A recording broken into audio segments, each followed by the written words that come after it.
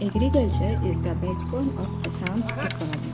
For more than 70% of its people, the land is not just a source of income, it is life itself. Along the Assam-Meghalaya border in Gwalpara district lies Hatigao, a village where development remains a distant promise and daily life is shaped by quiet resilience. Here, surrounded by paddy fields and far from the glare of formal attention, tradition continues to breathe.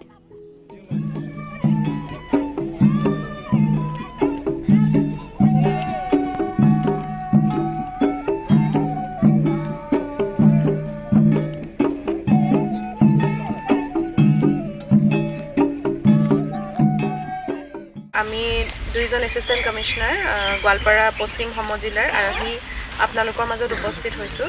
আপোনালোকৰ এই harvesting ফেষ্টিভেলৰ যি আজি অনুষ্ঠান আছে তাক কিছু জনাৰ বাবে বা উপভোগ কৰাৰ বাবে মোৰ ফালৰ পৰা সকলোলৈ শুভেচ্ছা থাকিল গাঁৱৰ আৰু ভৱিষ্যতে যাতে আৰু যি ধৰণে প্লেন কৰিছে পৰিকল্পনা কৰিছে সক্ষম হওক তাৰে মই অজগৰ ছ'চিয়েল চাৰ্কলকো মই বিশেষ শুভেচ্ছা জ্ঞাপন কৰিছোঁ।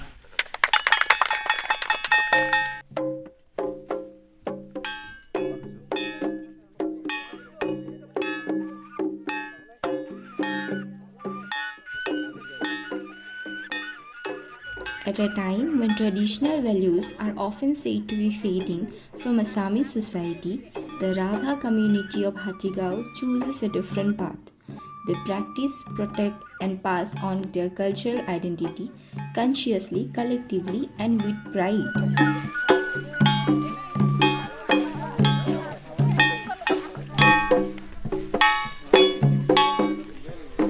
এই খেতি চপোৱা প্ৰথাটো আমাৰ পূৰ্বৰ পৰা চলি আহি আছে। আমাৰ আটা পিতা সকলেই এই প্ৰথাটো কৰি আহিছে। আজি আমিও ঠিক তেনেকৈ ব্যতিক্ৰম নহয়। আমাৰ হাতীগাঁৱত আজিয়ে শেষ এটা ধান কটা ধান চপোৱা, গতিকে আজি এই শেষৰ দিনত আমি এই হৰিবোল খোৱা প্ৰথাটো আমি জীয়াই ৰাখিছোঁ। The harvest festival, locally known as Horibol, is more than a ritual. It is a living expression of gratitude to the land, to nature, and to each other. On the 15th of December 2025, the Rabha community gathered once again to celebrate this age-old tradition. Organized by Ajiga's Social Circle in collaboration with farmers of the Hatigao Natural Farming Cluster under the Swati Project, funded by GIZ, the festival aimed to document a ritual that is slowly disappearing from modern world. After the inauguration, the village moves as one. Farmers, elders, women and youth, led by the sound of traditional music towards the paddy field. Hatigaon অঞ্চলত খেতি চপোৱা উৎসৱত আহি মই নথৈ আনন্দিত আৰু ভাল লাগিছে। আৰু ইয়াৰ উপৰিও আমাৰ এই অঞ্চলত আমাৰ নেচাৰেল ফাৰ্মিঙৰ এটা ক্লাষ্টাৰ আছে। এই ক্লাষ্টাৰত আমাৰ প্ৰায় 125 জন খেতিয়ক আছে। In the fields, tradition unfolds. A male farmer cross-dressed as woman performs symbolic ritual, while woman farmer harvests the final shift of paddy, a moment that represents balance, respect, and shared responsibility.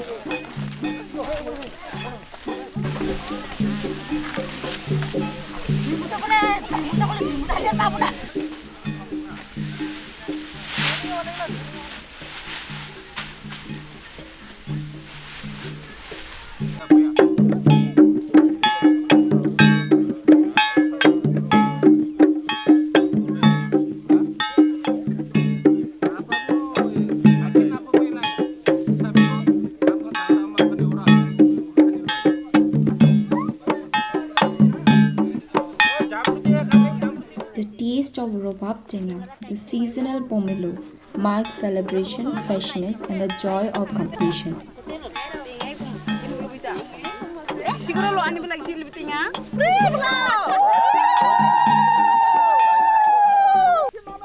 The last sheaf is not just harvested, it is honored.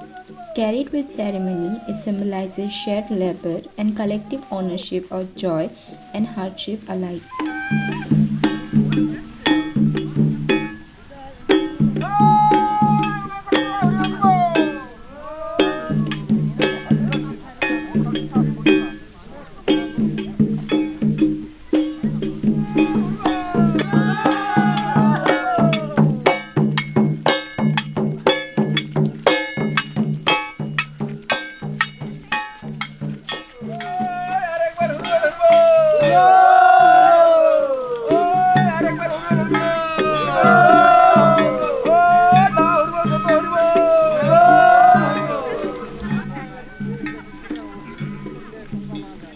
Hatigaon অঞ্চলৰ খেতিয়কসকলে খেতি চপোৱা যিটো programme আৰম্ভ কৰিছে, ইয়াত আহি সঁচাকৈয়ে ভাল লাগিল। এই পৰম্পৰাটো আমাক দিনক দিনে লগ পোৱাৰ নিচিনা হৈছে। গতিকে এই পৰম্পৰাটো তেওঁলোকে যে ধৰি ৰাখিছে, সেইকাৰণে ইয়াত মানুহখিনিক মই ধন্যবাদ জনাইছোঁ।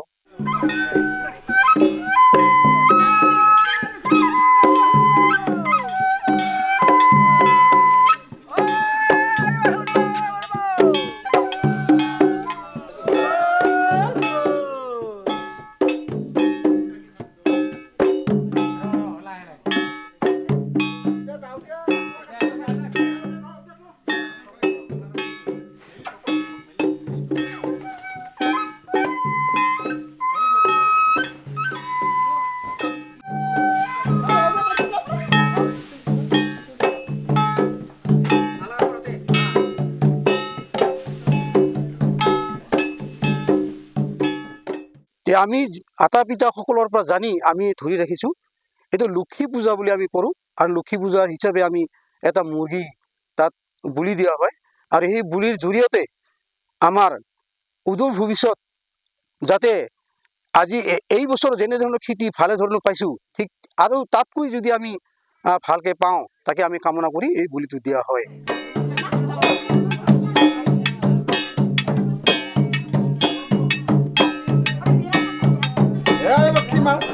আজি আমাৰ হাতীগাঁও 1 নং ডাঙৰপাৰা লগা আমাৰ গোটেই ৰাইজৰ শেষ হোৱাৰ পিছত আমি দীপক ভাইৰ ঘৰত আজি শেষ মুহূৰ্তত আমি হৰিবল খাইছোঁ। At the farmer's home, the harvest finds its resting place.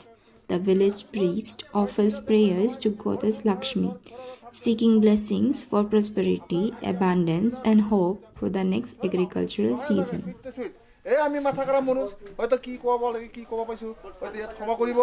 আমি বছৰে বছৰে খেতি কৰোঁ, বছৰে বছৰে এই ধৰণে পূজা পাতল কৰি আপোনালোকক মানসা কৰি আমি আশীৰ্বাদ বিচাৰিছোঁ, যাতে অহা দিন আহি থকা দিনতো যাতে এই ধৰণে ভালে জয় জয়ময় কৰি আমি উঠাই আহি সকলো ৰাইজে যাতে ভৰপূৰভাৱে আশীৰ্বাদ বিচাৰি আপোনাৰ ওচৰত বিচাৰিছোঁ।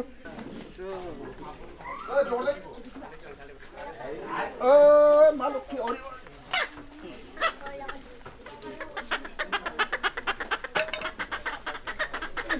ধান ভালো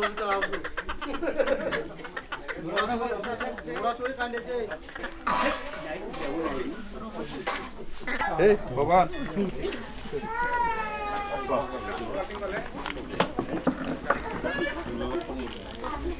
হাতীগাঁৱত অনুষ্ঠিত হোৱা কৃষিভিত্তিক অনুষ্ঠান, কৃষি কৰ্মৰ তেওঁলোকৰ যিটো শালি ধান খেতি আজি সমাপন উৎসৱ বুলি ক'ব পাৰি। এইটো শস্য চপোৱা উৎসৱ, যিটো আনন্দ আৰু উল্লাসৰে তেওঁলোকে এই উৎসৱ পালন কৰিলে। মই সমূহ হাতীগাঁওবাসীৰ ৰাইজক, কৃষক ৰাইজক মই ধন্যবাদ জনাইছোঁ। The ritual concludes with jonga, traditional rice beer, and a shared meal. In these moments, the village becomes one family, bound not by wealth but by belonging.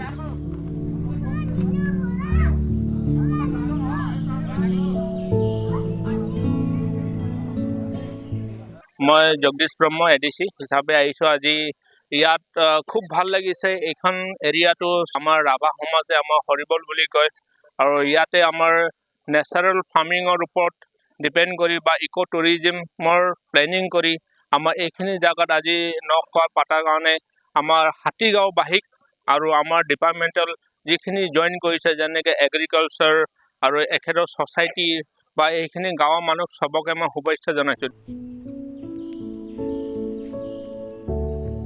Horrible festival is more than a harvest celebration. It is a quiet act of resilience, a reminder that even on the margins, culture endures, hope survives, and community continues to thrive.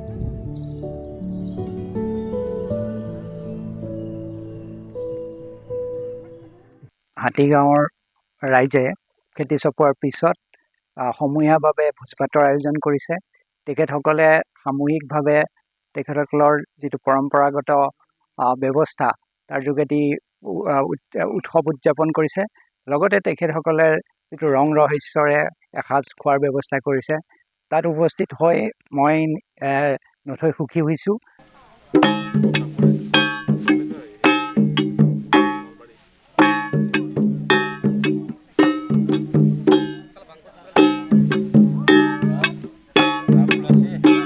ছোৱালী প্ৰজকৰ আমি যিটো আমি শিক্ষা পাইছোঁ বা শিক্ষা লৈছোঁ, মোটামুটি 300জন পৰিয়াল। এই 300জন পৰিয়ালে খুব উপকৃত।